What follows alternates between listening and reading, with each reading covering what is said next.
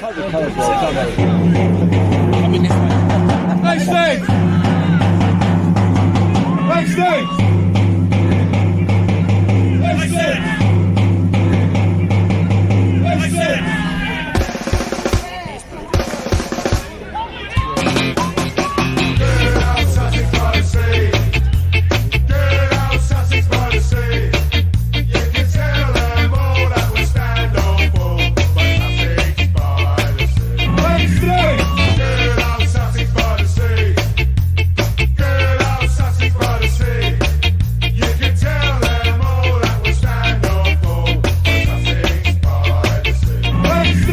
Hello and a very warm welcome to episode 83 of the Sussex by the Sea podcast. A podcast that now covers local football in this great town of ours, as well as keeping up with all the frills and spills, highs and lows of my team, Hastings United. On the show this week, week 13 of the Hastings Report, with ESFL legend Leon Pettit. Timothy Booth-Jones gives his Tim's takes on the ladies' team in League Cup action. And finally, we've got the SBTS Fan Roundtable. Enjoy, grassroots football fans. And over to week 13 of the Hastings Report. It gives me great pleasure to do week 13 of the Hastings Report with my wonderful co-host, Leon Pettit. Leon, as I always ask, how's your week been? Yeah, it's been good, mate. Yeah, finally got back to playing, which I'm sure we'll talk about later on. So, all good here. Yep, certainly will. Right, so let's move straight into the SCFL. First of all, 2nd of November's game, which was Bexhill United. There was 147 brave souls got down there. Evan Archibald won it for Bexhill against Upfield. Although 5 Bexhill players were booked, it's obviously a feisty affair. First of all, Leon, any thoughts on another win for Bexhill? Yeah. I think I have more to say for the weekend game, to be fair, mate. So, all right. Well, yeah, that's fine. That's fine because we're going to move straight over to that. So, but then on the Saturday, they faced Sussex, bonfire night. Sussex had 3 of their back 4 out, and Bexhill hit the bar twice. So they lost 2-0, 2 goals from Liam Benson. It's a real shame, that one. Your thoughts on the game, Leon? Yeah, it's an unlucky result for Bexhill. Apparently, they gave Sussex a good game. I think 2-0 might have been a bit harsh on them. I know Bexhill had quite a few out missing as well, and fielding a few youngsters in there, so you don't know if the conditions maybe played a part, against the more experienced Sussex sides. But yeah, hopefully they'll get a few more back from injuries and suspensions and crack on. It's sort of getting to that time of year now, isn't it, where all the injuries and bookings start to take their toll. Gets the good part of the season, I like to call it. A few slide tackles flying in those conditions. Now that you're back, eh? Yeah. No game for Little Common, so we'll go straight into the fixtures. SCFL fixtures on the 8th, which is we're recording Monday, so Tuesday. Hopefully this comes out on Tuesday, just before Little Common's game against Crowborough Athletic. Mid-table Crowborough have already played Little Common in the league. They beat them 2-0, this same fixture in the league. So yeah, I think this could be a tough one for Little Common. What's your thoughts, Leon? What do you reckon? Is it a cup game? Did I say it's yeah. Sorry, cup game. So yeah, Senior Sussex Challenge Cup. Cup game's always a bit, form does go out the window somewhat, doesn't it? So you just don't know, do you? But I mean, just looking at it on paper, I think it'll be a tough evening for them. Well, why not one-off game, as you say, cup game? Let's hope they can. So then, talking of cup games, then we got on the weekend. So the Saturday, the 12th of November, the FA Vars for our SCFL side starts. So FA Vars second round, Bexhill are entertaining Eastbourne Town in an all-Prem affair. Bexhill, last time they played them, beat them 3-1. That was back in September. I've got to be quite confident that Bexhill can do that again. Don't you, Leon? Depends how many of the regulars are back, really. Yeah, I did have them as favourites to win it, but you just don't know who's going to be out on the day. But I mean, it's a big occasion for them, isn't it? It's like the first time they've got this far in the Vars. So, hopefully they'll get a decent crowd down there behind them. So you don't know if the sort of, where they're playing might play into their hands a little bit. They'll be more used to playing at the Polegrove, like I was sort of touching upon this time of year. The conditions start to get a bit more crappy, really, don't they? So they might be a bit more acclimatised to playing there. So yeah, I think I'll go for a Bexhill win there. Good, right. And then we've got little common travel to Wallingford and Crowmarsh. They're combined counties, Prem North side. They sit lower mid-table, quite changeable form. I had a look at their form earlier, but obviously a bit of an unknown that little common travelling to. You got any ideas on it, Leon? Yeah, look at someone doing their research for a change, eh? There you go.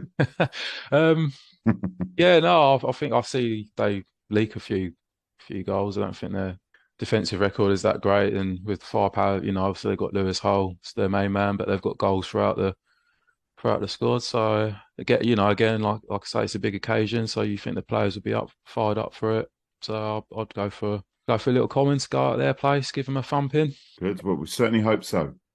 Right then, so moving on to the MSFL. First of all, obviously Hollington. Hollington did not play this week, so we go straight over to Sedlescombe Rangers. Unfortunately, couldn't get past Holland Sports. Holland Sports beat them at their place 4-3. Joseph Hill got a hat-trick and John Hill for Holland Sports, with Regan Constable, Lucas Zon and Isaac Perrin getting the goals for Sedlescombe Rangers. That's a real shame, that one, a real gutting one. Sedlescombe would have seen, as a home fixture, would have seen it as a massive chance for him to pick up some 3 points, but it weren't to be. But can't really see a lot of, there's not a lot on social media or anything to suggest how they thought it went, so I can't really say a great deal more. And then we go over to, everything happened in this game. Westfield 5, Rotherfield 5. At one point, Westfield were winning 4-0. So a tremendous comeback from Rotherfield. Yeah, half time it was 2-0. Goals from George Landace, who got a hat-trick. Ryan Moore and Warren Pethig for Westfield, with Sam Saunders getting a hat-trick. Nathan Milroy and Alan Power for Rotherfield.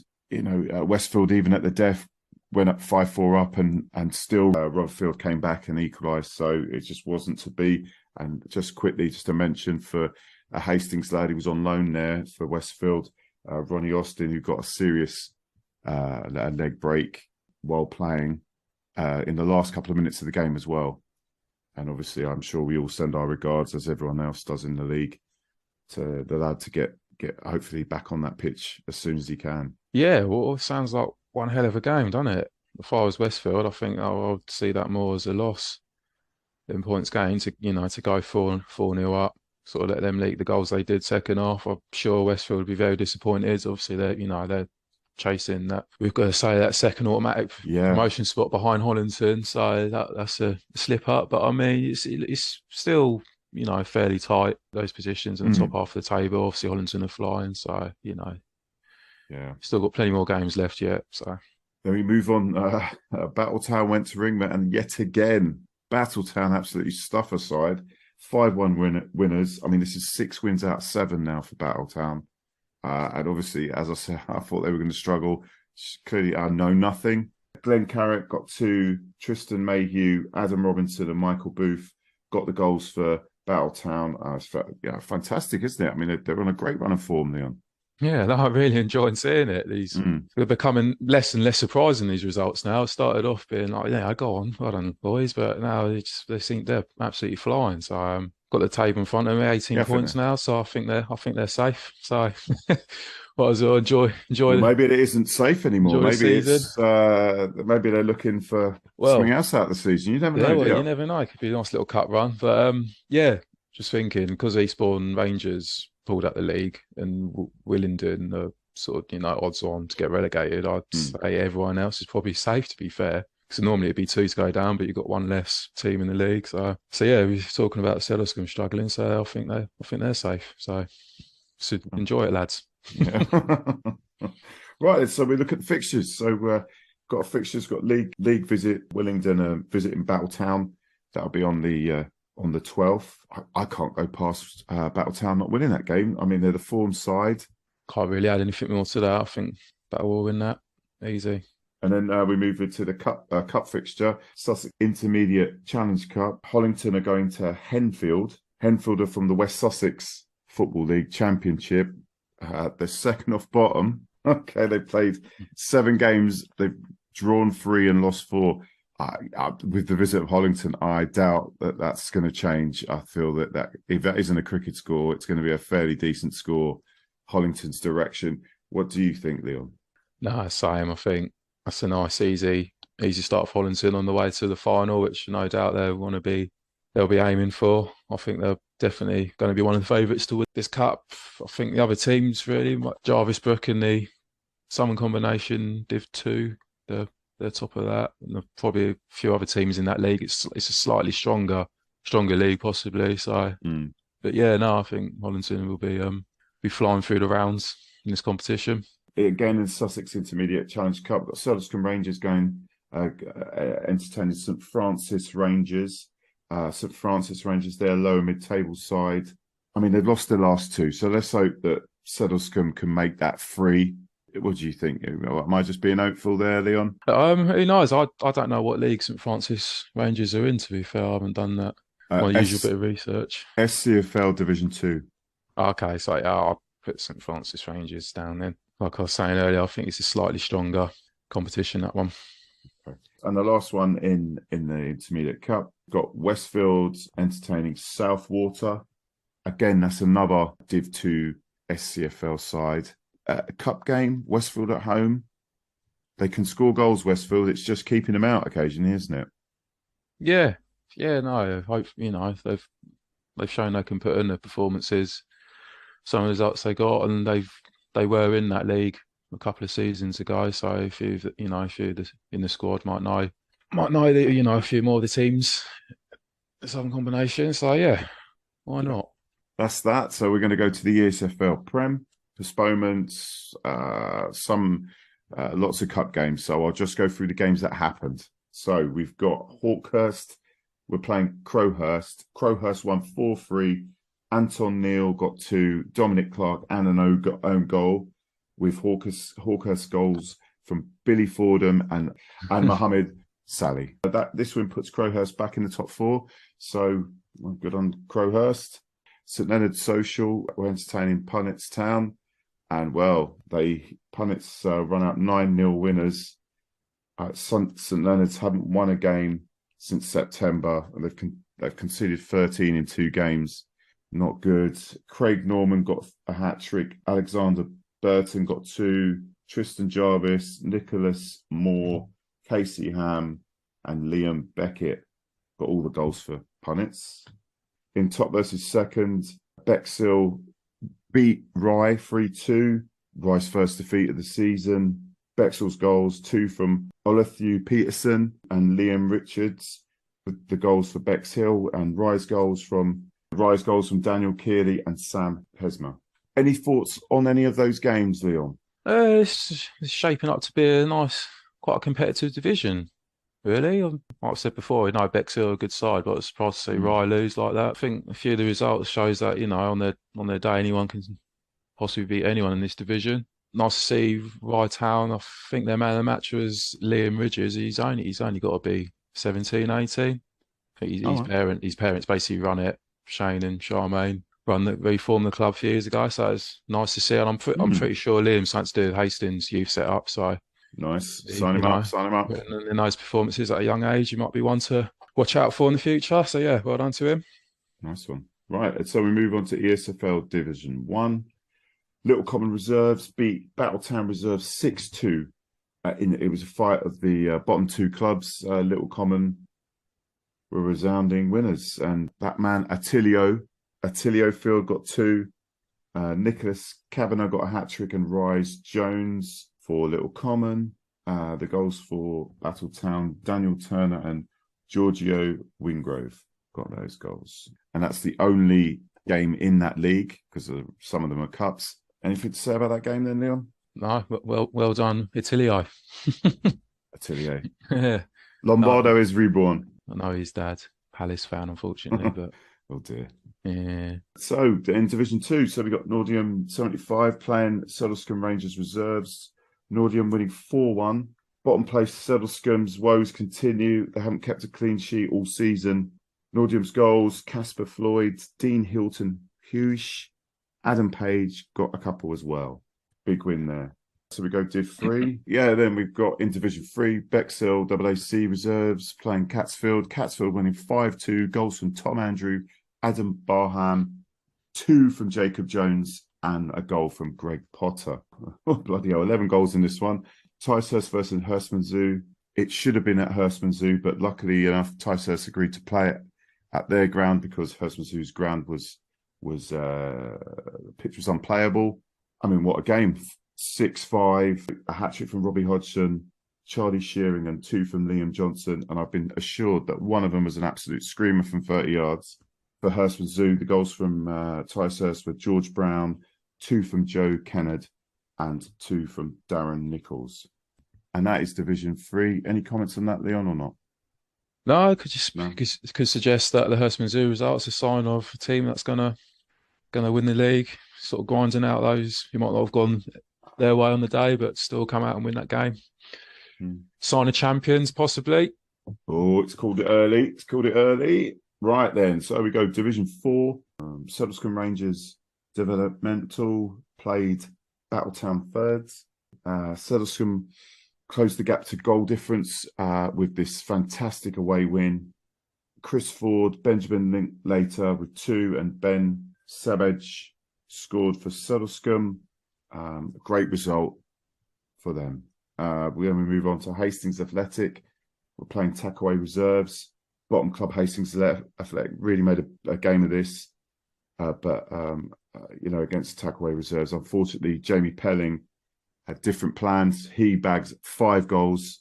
He got all the goals for Tackaway reserves, unfortunately for them. Hastings' goals were from Dion Hall, Joel Hennessy, and Dudley Prosser. So, unfortunately, it's not looking good for Hastings Athletic.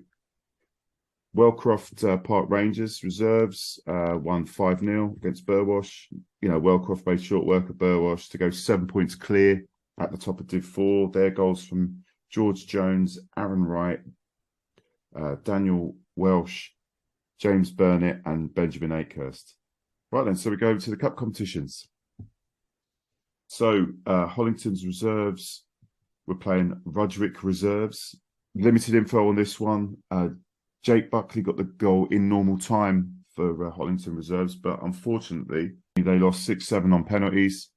And on that day, the coach of Rudgwick, Christian Williams, stepped down. So who knows what's going on there. He'd been there 4 years and won them 3 promotions. So, so AFC Bardinians 3, Wadhurst 1. Unfortunately, at time of recording, there's no goals up on the system. So can't tell you who scored. Billinghurst 1, Ninfield 1. I've got that Jason Taylor scored for Ninfield. I'm just going to check just in case because I've just seen my phone go. I did ask Aggie if he did take a penalty. Oh, what? And as Aggie has replied, yes, he has. He took the classy one. So, well, that's, So they won 4-2 on penalties. I'm surprised you replied to you. Ferring Saturday reserves lost to Tackleway 2-1. So Tackleway go through. Toby Shaw and Kale Hakos got the goals for Tackleway, with Rio Imbimbo getting the goal for Ferring Saturday reserves. Now we move on to a certain Icklesham Casuals. So now it's a certain Leon was back in the starting lineup. Surely this can't be a coincidence that Icklesham get back to winning ways. Just to quickly say, hat-trick for Phil Badrock and 2 from Thomas Cumber. Icklesham winning 5-2. Leon, please tell us. Obviously, it was all down to my presence, making my coming back from injury. Just glad the game was on. Obviously, after the downpours we had the days leading up to it, and it was pretty treacherous getting over there, and it's made for nice slide tackling conditions. You ever seen the video of Sol Campbell making a slide tackle and he slides off the pitch into the stands? I managed to pull one of them off at one stage. Oh, superb. Yeah, well, I lost control really. I wouldn't say it was a good tackle, but no, luckily for us, Beaumont Park weren't really a good side. I mean, to be fair, they're a nice bunch of lads, to be fair to them.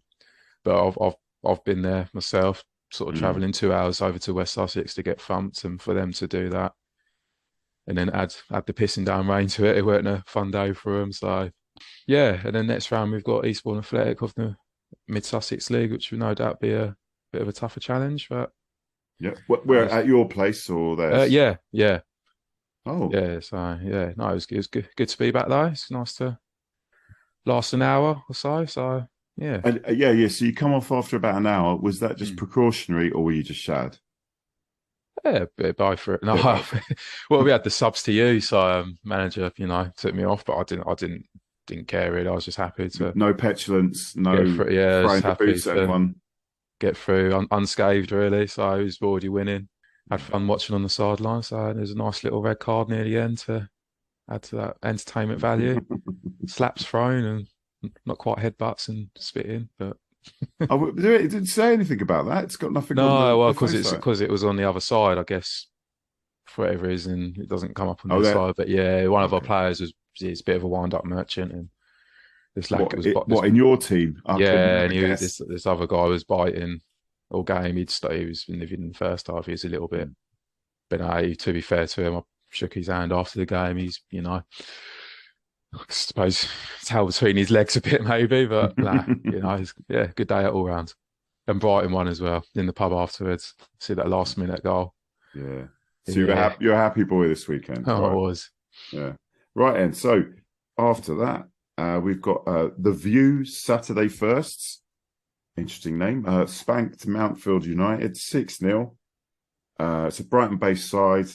I'll give it a go now. So Svetozar Popov got the goal for The View, along with Liam Hurley, Sam Hodgkins, Dylan Barden, Luke Kennedy, and Ben Russo. Mountfield struggled to get a side together for that one. So, what was it? Yeah, well, because it took them ages to confirm what time kickoff was. Like the other team to confirm. So you got guys in the Mountfield team that work Saturday mornings that weren't sure. I think as it turns out, a lot of them couldn't make it anyway. But that's sort of the trouble with this competition. You get drawn to teams near Brighton or the other side of Brighton, and you get a few guys that work Saturday mornings and can't make it, but unlucky to my old teammates. Now we move over to the FA Lower Division Cup. Rye Town Reserves spanked Parson Move Thirds 8-1, 5-0 at half time. So over at half time, the goals for Rye Town Reserves: Ryan Dudeswell, Ben Banford, 2 from Leon Sawyer, 2 from Alex Sarkis, goal for Ben Reeder, Craig Pearce, and a OG. The goal for Parson Move Thirds from Austin Heyman. All the fixtures coming up in terms of cups. We've got a juicy one that I thought we'd just quickly mention, which is that Rye Town are going to be hosting Punnets Town. So second versus third. Should be a cracker. 12:30 kickoff. That's in the Sussex Intermediary Challenge Cup. That's Saturday. So anyone in the area, please get down there. Should be a good one. So looking at the ESFL Team of the Week, we've got, obviously after Punnets Town's great results, we've got a few Punnets Town players in there. So we got Sam Wygard in goal from Punnets Town. We've got left to right. We've got Stevie Wurzel, and not one of the Wurzels, but Stevie Wurzel from Punnets Town on the left. Centre half pairing of Andy McTear from Little Common and Punnets Town's Nick Moore, with the right back from Nordium of Dan Cruz. Yeah, Toby Shaw tackle away on the right hand side with Tristan Jarvis of Punnets Town centre mid. Rye Town's Liam Ridges of Rye Town in the other centre mid position, with Ollie Peterson from Bexhill Town on the attacking midfield left side. Crowber's Arton Neal and Nick Kavanagh from Little Common make up the front two. Well, as we know, there's a bag of goals in that side. Any thoughts other than that, Leon? Nah. Well, thanks as ever, Leon, for this. That was the week that was, and I'll see you next week. I'll see you next week. No.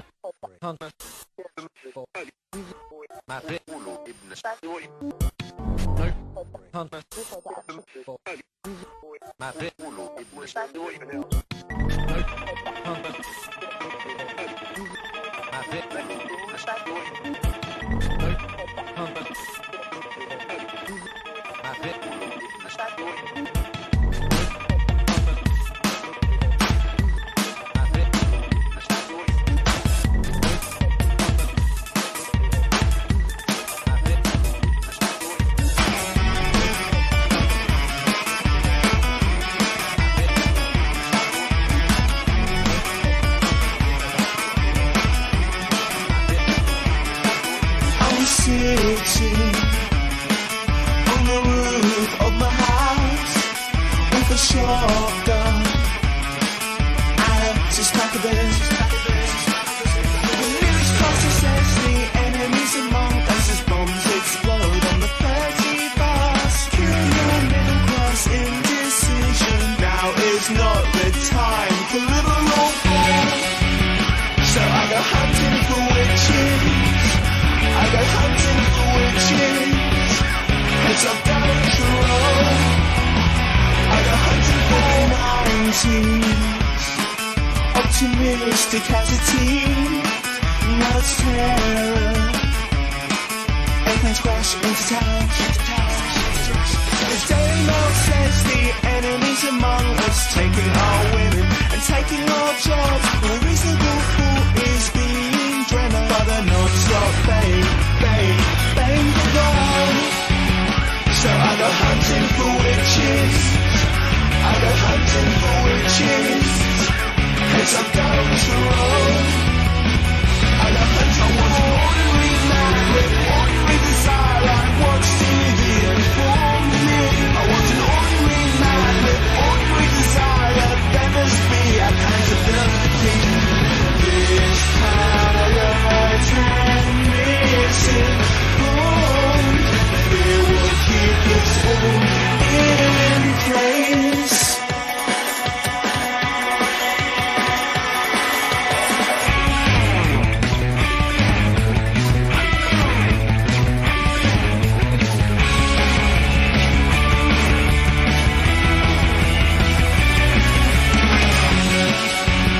So I go hunting for witches. I go hunting for witches, 'cause I'm going to roll. I go hunting for an ordinary man with ordinary desire. I watch TV and form me. I want an ordinary man with ordinary desire. There must be accountability. This hallowed and misinformed, it will keep us all in place.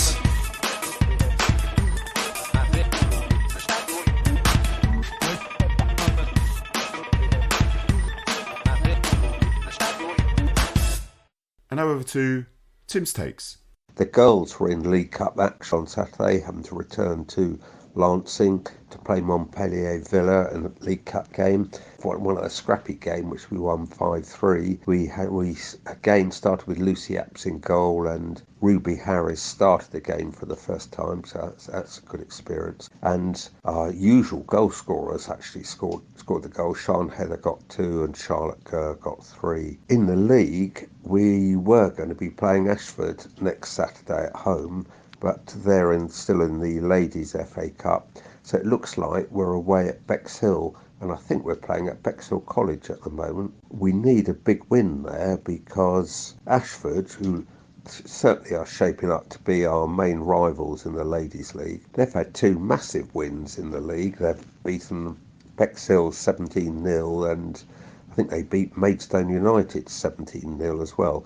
So now they've got a much better goal difference than us, so we need to really first of all win the game and then make it as decisive as possible next Saturday. So hopefully we'll pick up the 3 points and improve our goal difference. It's annoying there's only 2 teams going up from our league in the ladies as well, because there are 2 or 3 good teams in there. At least they could do is have a sort of playoff for the second place team, because one really good side is going to be denied promotion again at the end of the season. it will only mean they'll be playing sides they'll be beating easily, which is no one really wants to see. But hopefully Hastings will come out on top when we meet Ashford and the other good sides in the league. Let's move on to Corinthian Casuals on Tuesday. Perhaps have a start for Chinedu Mackenzie. Looked very useful for the men. And I thought KNORY came on and made us a bit more potent up front in the second half. The ball just didn't fall for us, did it? In all those goal mouse incidents. But hopefully we'll be back on winning ways in the league soon. Cheers.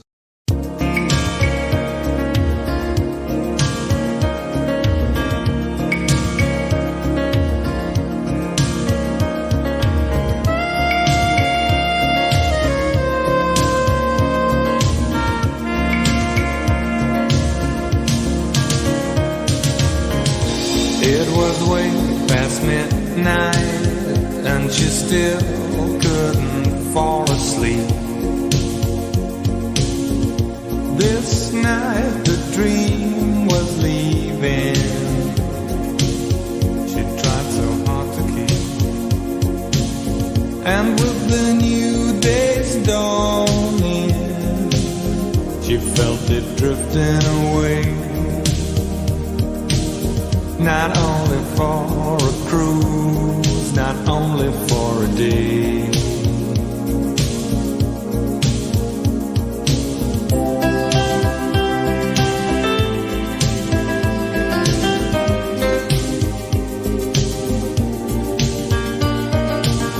Too long ago, too long apart, she couldn't wait another day for the captain of the heart.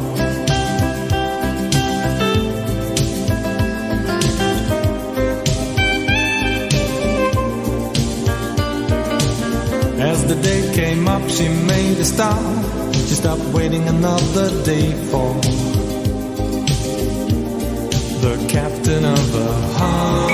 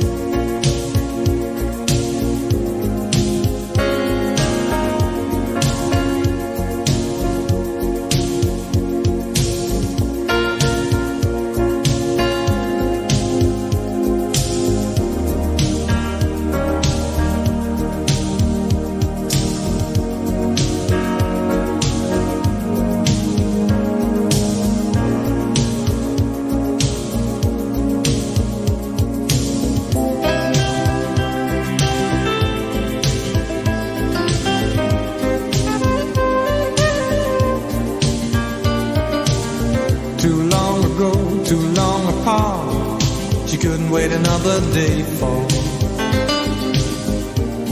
the captain of the heart.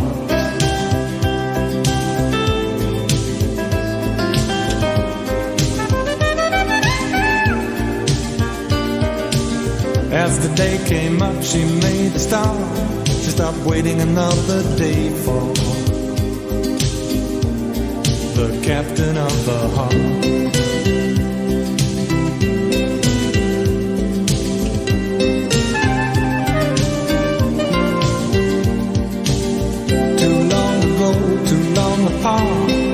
She couldn't wait another day for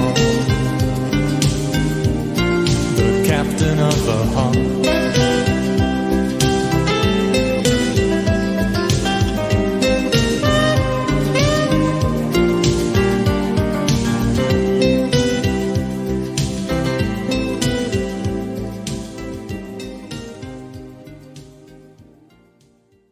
And now over to the SBTS Fan Roundtable, and many thanks to John, Ian and George for making it happen. Can I ask why you've got a hammer, John? I just found it on the table. Hang on. Slightly threatening, but you know. So you've got swords on the walls, as we found out a week or two ago, and you're walking around with a hammer. No, I'm sitting down with a hammer.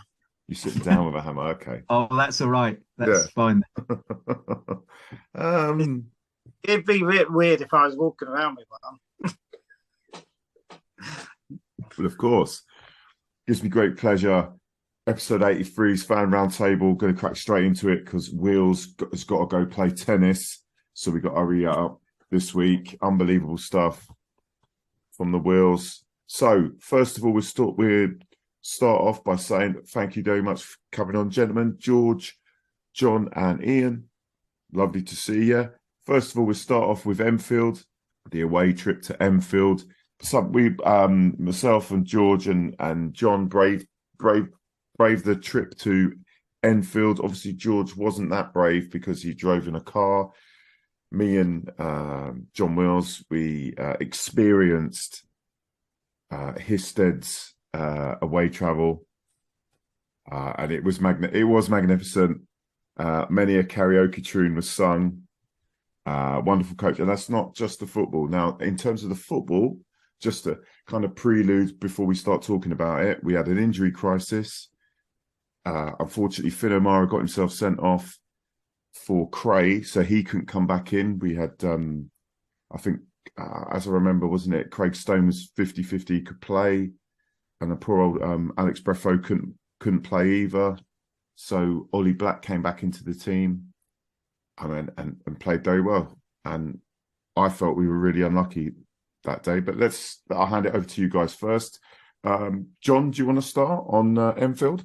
Yes, it was a long journey, but it was good. And I think Craig Stone, you were saying he was carrying a injury throughout the match and did amazingly well to stay on, and you wouldn't have noticed it. But because of the lack of cover, as you say, Finn not available, then Gary Alfick's name appeared on the subs bench. Oh yeah, it did, didn't it? Yeah. People to see an appearance, but I thought there were some really good performances. Kane Penn again, and particularly pleasing was seeing how KNORY Scott played. He needs a injection of confidence to go with his talent, and I thought he had a really good game. James Hull as well, some good performances. Once again, a very narrow defeat, and it was a bit of a shame, the final score. I think we deserved to draw. Georgie? Yeah, I agree with what John said, to be honest. It sort of would have been easier for us as a promoted side to go there and lose 4-0 than it would to be so close and sort of come away with nothing. Great to see that we were really loud behind the goal. Sort of made a good show of ourselves there. In terms of the performance, really good performance. You wouldn't really notice Ollie Black, coming back first 90 minutes in a long time. Well, for us anyway. Obviously, that loan spell at Eastbourne's been really successful for him. You obviously know Hasler as well. It was always going to be a big miss away from home, but they conduct themselves really well. Could have scored, hit the post flush late on, and then not long before they scored, I think. So could have gone either way. And that's a team that should have got promoted last season. They ballsed up the playoff final, so they really, really, really should have gone up. They had a playoff final at home and didn't make it. So they should be in the Conference South. And there we are, competing against them, almost getting something. Very, not too dissimilar to Billericay. It was just that little slice of quality was the difference. And as a player, he doesn't often score either. Just picked out a worldie, one of those. Nothing that we could do about it. Bit of a shame, but yeah, promising. It's promising still. Yeah, the game itself, I know we left, we'd lost, but we didn't feel like we'd lost. First of all, Enfield fans were saying how great our support was and how good our side was. It's just those fine margins, as you say. Chinadu, we all thought it was in, didn't we? Like we were jumping about 8 foot in the air unfortunately, it wasn't to be. And that's football can be so cruel. One moment we think we've won it, and then they get one little chance, one little sniff, and the game's done. It can be like that some days, can't it? Well, just wanted to give an honourable shout out to Louis' mum. Yeah, as she's known as Louis. She's not known as Jane. It's Louis' mum. She was magnificent on the coach, fantastic singer. I won't have a word against her singing. And no, it was a very fun journey. John was the agent provocateur as ever, and what is said on the coach stays on the coach. I think that's what we agree to, hey John? I didn't agree to anything. Well, I could bring up all the things you were talking about, but we won't, because I want to keep your image as it is. Oh, and what is my image? I've always been looking nice guy, Yeah, yes, it was a good coach ride. About few songs. Remember, you said that the coach was divided into 3 sections. Yeah. Yeah, there was. You said that very loudly as well, which was, I don't know if that went down too well. No. Anyway, right. The ground looks great. What's the ground like? Enfield's ground looks really nice. Really good. Their clubhouse is more like a pavilion, really. More like the Delaware Pavilion. It's a 1930s design Lido building. You look like that tiling. You think, oh, where's the change rooms? I'm going to go for a swim inside it. I think the guy said it started in the 30s but finished in the 60s. So it's got elements of sort of. That wasn't even me. It's next door. That's all right. As elements of both, and it's listed, so it's never going anywhere. They can't do anything to change it, which is obviously has good points and bad points. But absolutely cracking building. And even though it had an athletics track, you could get really, really, really close behind both goals. So not a bad ground at all, actually. One of my favourites we've been to. Oh, and just a quick mention, the programme. Was excellent. Had a picture of me in it. Gabriel from Enfield, who does the programme editing. We've got a page in there in the programme. Thank you again, Gabe. I'm sure you won't be listening to this, but, thought I'd give him a shout out. It was nice to get a few things about Hastings in there. And obviously a picture of your ugly face, George.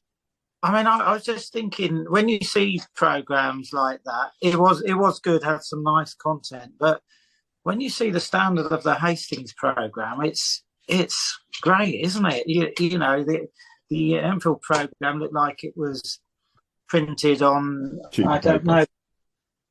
It was really, but and there's not much. I know you're liking it because your face was in it, but I was just saying, really mainly what I'm saying is a big shout out to whoever's involved with the Hastings United programme. It's packed with readable stuff and really good.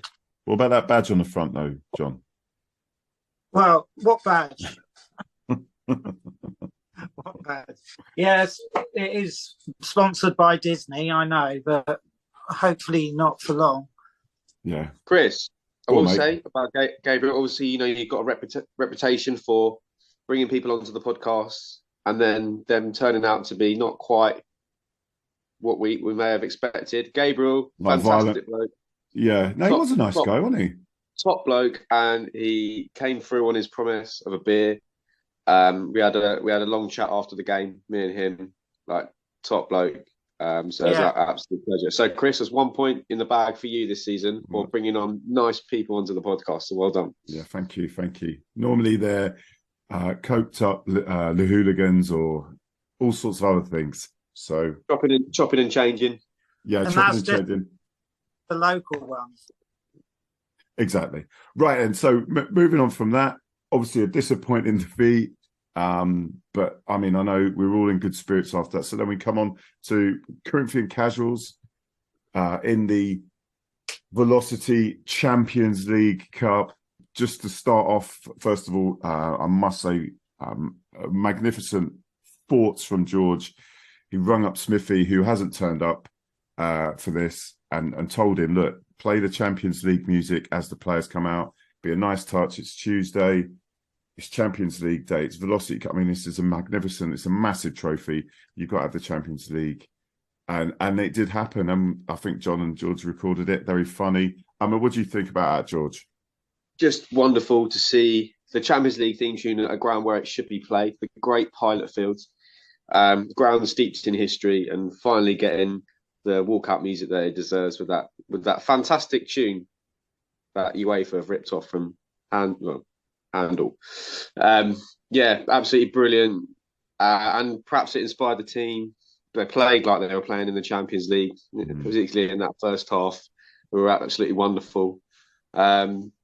And, you know, maybe it put off Corinithian Casuals, and it definitely put off the liner. I'm not sure what he was doing in the first half, bless him. But it felt like big night, Champions League, liner, got a wave, everyone good side.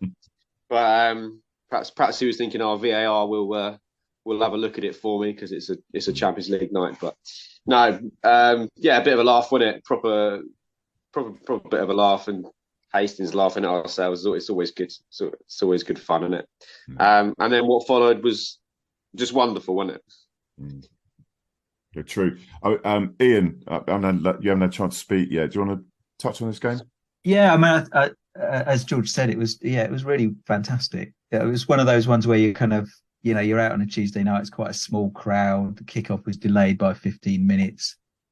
Slightly sat there thinking, sometimes those kind of pick a young team without any experience, things can go a bit wrong. And it was fantastic. I mean, obviously you have to look at Corinithian Casuals' league position and their goals for total as a slight, slight caveat. But, they had a pretty strong team out, and they were a, experienced team, and you're putting kids up against that, and our lineup got progressively younger as the game went on. You sort of wondered if it had gone to extra time whether we'd been putting on toddlers or something. And it was just a superb team performance, just a brilliant effort, particularly by some of the kids.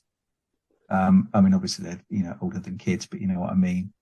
I thought especially defensively, because in the midfield and in the defence, that's where the kind of physical battles get lost if you've got young players coming up against more experienced ones. And some of those youngsters did a just tremendous job. I thought Harvey Mapstone was just immense. Definitely, yeah. Throughout the whole thing. I thought Cian Moynes really grew into it, really started dominating the midfield as it went on. Josh Turner really came into the game as it went along. Oscar Barry looked really nervous at the start, but then kind of really found his feet. And it was really inspiring stuff.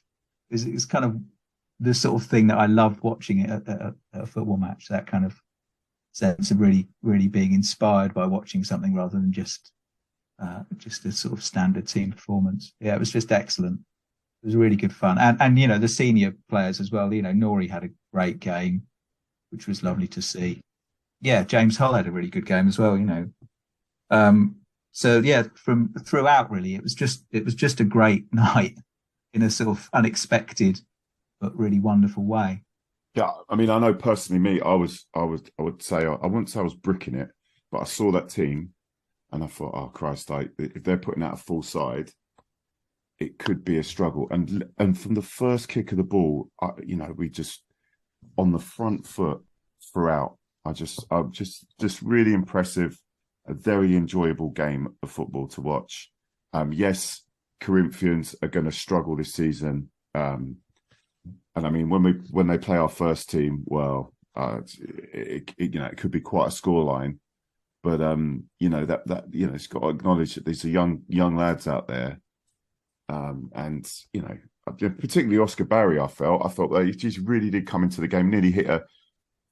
I'm sure he did he not have about a 30-yard strike? I'm sure he had a little crack from outside the box, didn't he? To the keeper's left, wasn't it? And Nori, I felt, was brilliant. The whole game on it, just like almost like he was playing for his squad place, like he really was up for it. And thank Christ he got a goal. Hopefully that's going to help now his confidence, and it was a bloody good one, wasn't it? Yeah, really nice finish. Yeah.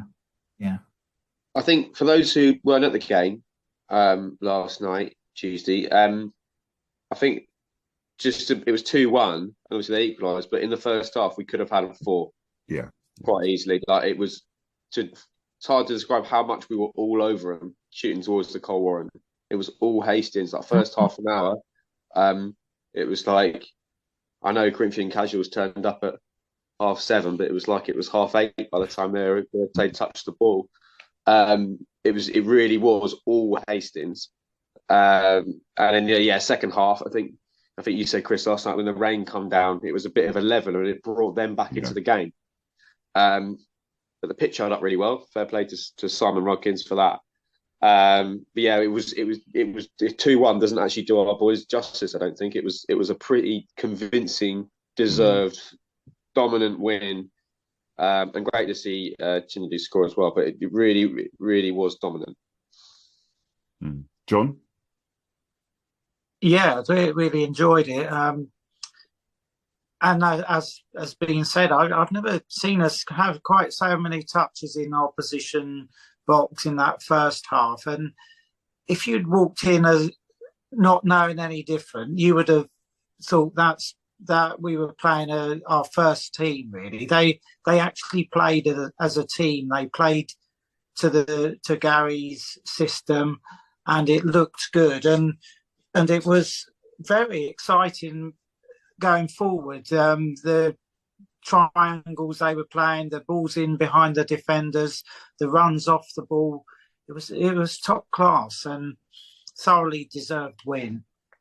Their goal was greeted by absolute silence, which I thought was quite impressive. There was only lacked tumbleweed blowing across the pitch. Didn't even know they'd scored. No, it was a slightly weird goal as well, wasn't it? So it sort of yeah, it was very strange. It was just a mistake, wasn't it? So it's not like they sort of played football around us or anything. It's just a clearance which deflected off our own defender and went to them. Didn't even know they scored. I was like, why has their bloke picked up the ball and why is he running back to the halfway line? It's a bit odd. I think they scored, and then it took a tannoy announcement for that to be confirmed. They brought absolutely no one, I thought, last night. Yeah. Also, wanted to mention, I haven't mentioned it, Finley Chapman, quality on the ball and some quality deliveries in as well. Yeah, real high quality. I know he's played a couple of times for the first team. He's come on as sub, and another real talent. And they're being nurtured really well. I think last night we could really see what top people we have coaching these young players and coaching the whole setup there. These players have come through Angie Brown, Ben Cornelius, and obviously been guided by John Meaney and Gary Elphick, by top people who are firm, who know what they're doing, and also so encouraging to the young players, and the way they're giving feedback and like live during the game, just the way they are with them, just inspiring really. They've got inspiring people around them, these young players, and they must feel like they're definitely in the right place. I mean, what if you're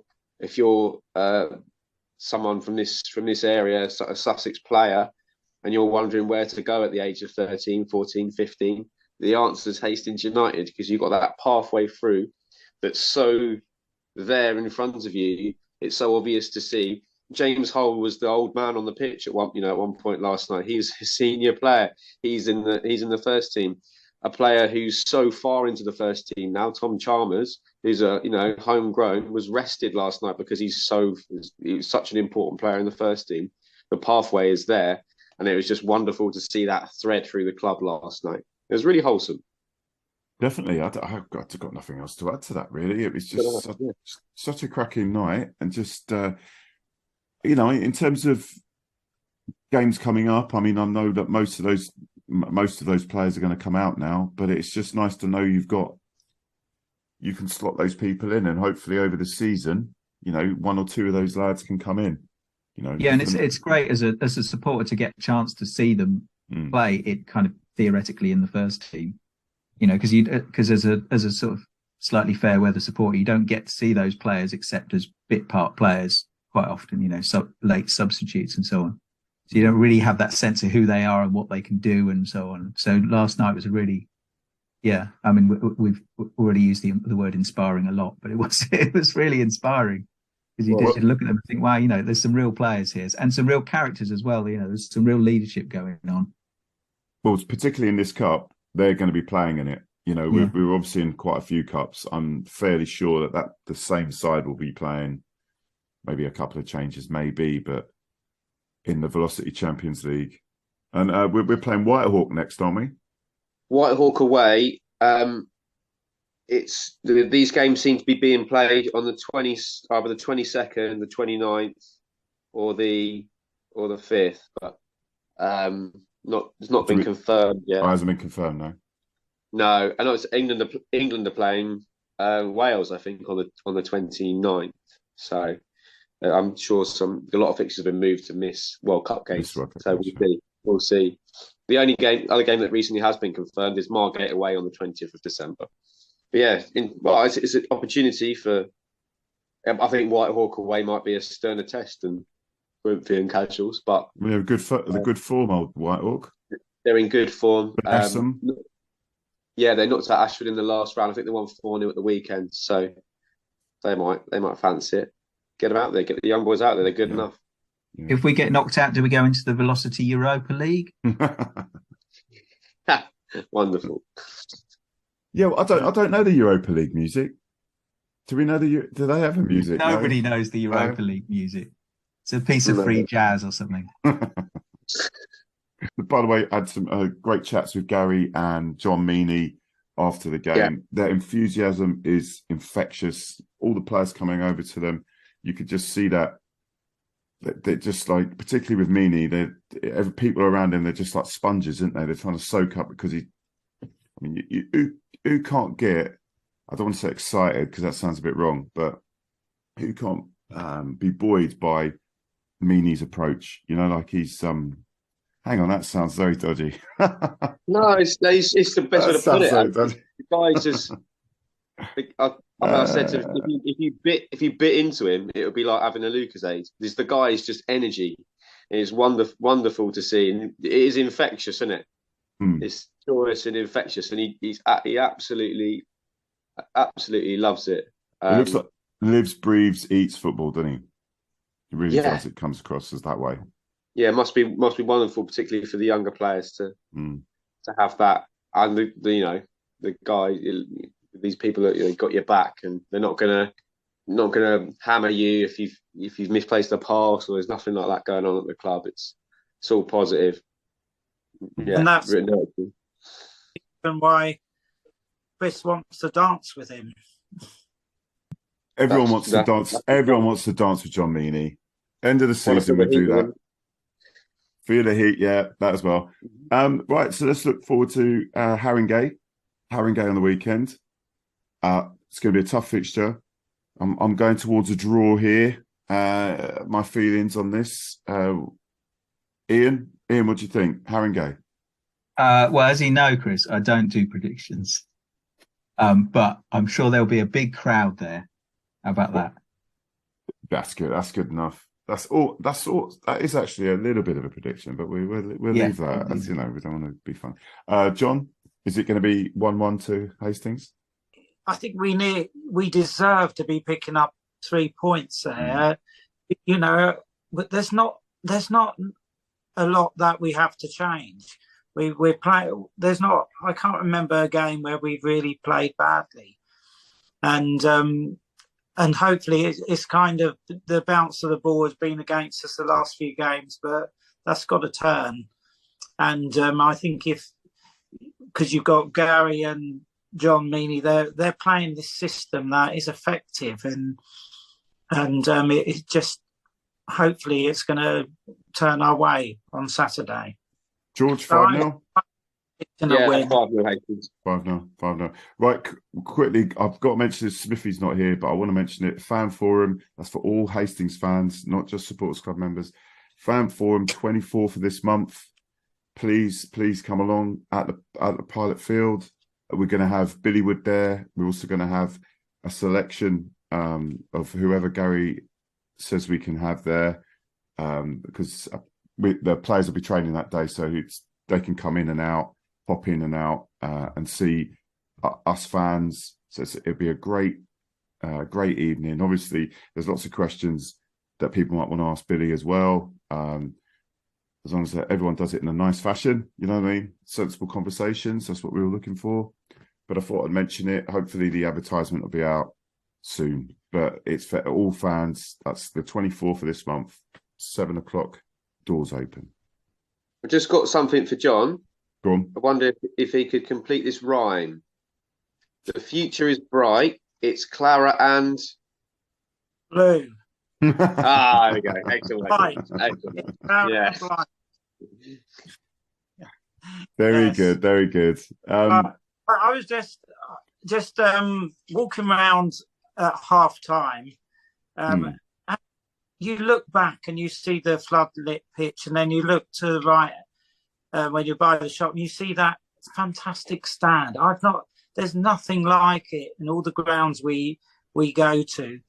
And you know, sometimes you forget how lucky we are to have that pilot field there. Not only is it steeped in the tradition and the history of the club, but it's such a ground where all the away supporters that come, they say such positive things about it. It's so unusual compared to these bog standard grounds that we go to. And as George said, there's a couple that stand out, and I think we really are one of those clubs. And it's nice to, the council have made an offer that they're going to try and turn this ground into something the town can be proud of. And I think it's time to start doing that. Have they, John?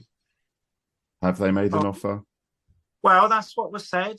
You've got to at least talk with people and hold them to promises, haven't you? But apart from that, it's a fantastic ground that we've got.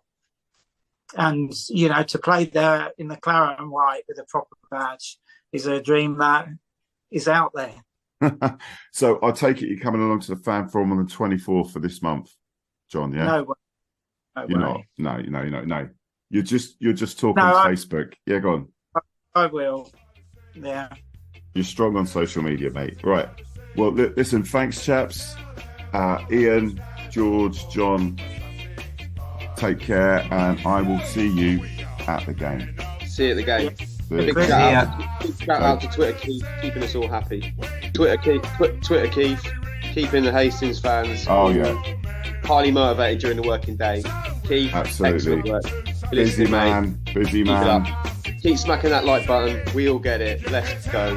Thanks, Keith. As ever, if you want to get in contact with the show or have any suggestions or want to get in on our weekly roundtables, that email again is hufcpod@gmail.com or on the Twitter, which is @HUFCpodcast. You can get this podcast on all major platforms, be it Google Podcasts, Audible, iTunes, Spotify or Amazon Music. And we have a jam-packed YouTube channel, chock-a-block, full of video interviews and episodes from the podcast. Please, please, please give it a look, a comment or a like, but definitely subscribe. It's all free. All that's left for me to say is, I've been your host, Chris Laverick. Hope you have a good week and see you at the game.